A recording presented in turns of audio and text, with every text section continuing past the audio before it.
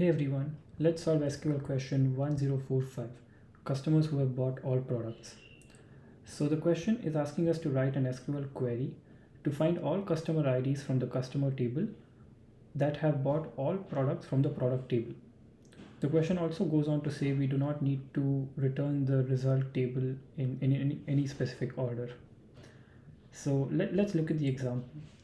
We've got two tables, a customer table and a product table. The product table has two unique products, 5 and 6. So the question is asking us to return all the customers who have bought all the products from this table. So we can see that the only customers that have bought both of these products are customer 1 and customer 3. Customer 2 buys only product 6.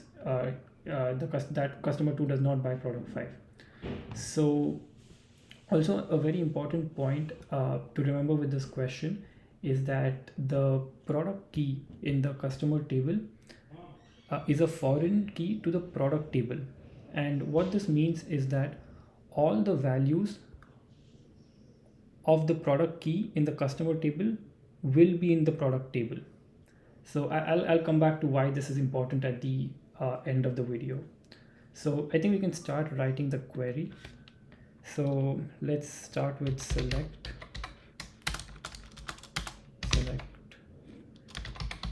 star.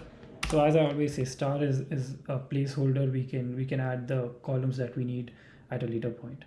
So select star from customer because we want the customer ID. So that's in the customer table. And the way we want to do it is that we're going to group all the we're going to group by the customer ID and count the distinct product keys. So group by customer ID and having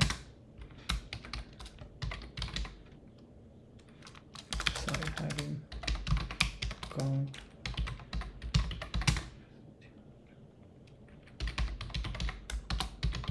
key. Okay, so we are grouping by the customer ID and we are counting the distinct product keys. The reason for using distinct is because the question mentions that there could be duplicate rows. So count the distinct product keys, and this has to be equal to the count. This has to be equal to the count of the different distinct products in the products table. So select count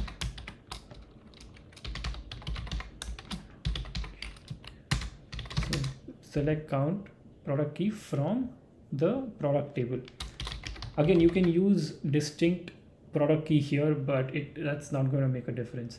So what we're doing is we are counting. So for example, for customer 3, it's going to return 2 because there are two distinct product keys. And since that the 2 matches the number of distinct products, we are going to have 2 in our output table. Similarly for 1.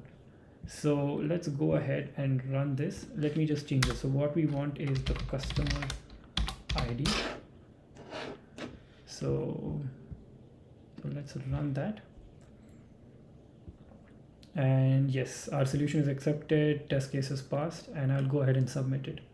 So this should work, but so we have this. So some of you might have the question as to what happens if we have 7 instead of 6 here. So in that case, again, for example, the number of distinct product keys for customer 3 would still be 2, and that would equate to the product keys from the product table, which would also be 2, because 5 and 7 is still 2. So wouldn't that so that would lead to an incorrect result. But a very important thing to remember is, like I mentioned before, the product key is a foreign key to the product table. And what that means is that there cannot be any product key that is in the product table but not in the that is in the customer table but not in the product table. So if a 7 is present here, the 7 should be present in the customer table. So I think if you can make that catch that is mentioned here, this question is fairly straightforward to solve. So thank you everyone.